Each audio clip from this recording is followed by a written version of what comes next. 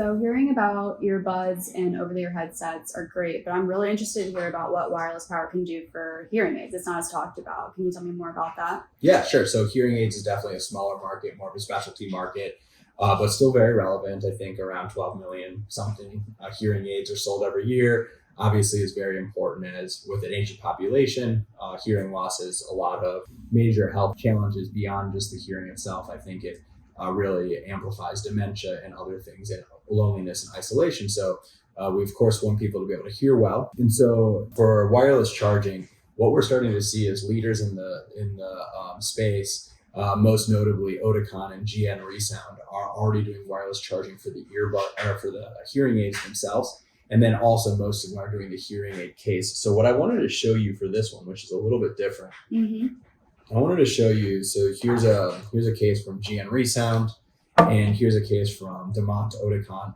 And this case, I'm actually going to open up and show you what's on the inside of it, because I think it's kind of it's a double-edged sword here. On the one hand, the way that Oticon designed this, it's really innovative and actually kind of cool. We've never seen something quite like this in wireless charging. Yeah. And it shows how important it is to them to be able to provide a wireless charging experience to their customer. Yeah. Because they really pulled out a lot of stops, and they've incurred a lot of costs that we think that we could help them do a little bit better on, and other hearing aid companies could do better, because these are extremely heavy. The efficiency is low, and the size is also quite large because of the decisions. But again, really impressive, but room to improve.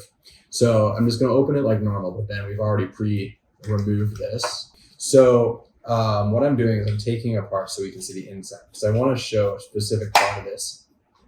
All right. So I just took the plastics off. Yep. So this is what I wanted to show you. So right in here is where you drop the hearing aids in, and we'll have some pictures that we can blow up on the screen as well. But what you'll see here, you can see these circular metal cages. These are shields actually for toroidal core wire wound coils. Wow. But they're not 360 degrees. What they did is they cut, 20 degrees or so out of the circle.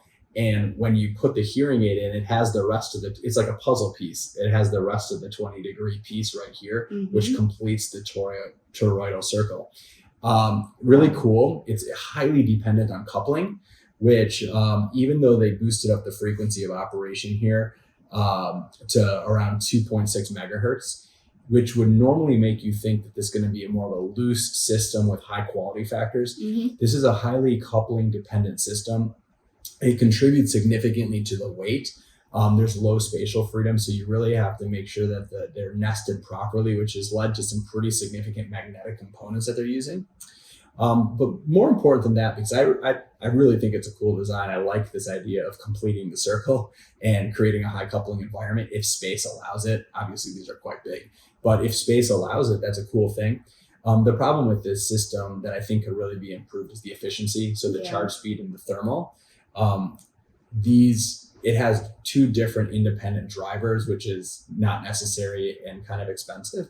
But without getting into too much inside baseball on the technology, maybe we can do a different post on that at a different time with one of our engineers. But what I think is the coolest thing about this is that they really went out on a limb to make it a better user experience for their customers, because if you think about an older population, they have challenges with dexterity. And so trying and eyesight as well. And so trying to replace really small batteries with their hands is quite challenging, and it leads to poor user experience, and sometimes people not even using their hearing aids. So they really tried to tackle this by saying, we're going to give people a way to charge easily and in a way that's reliable and durable.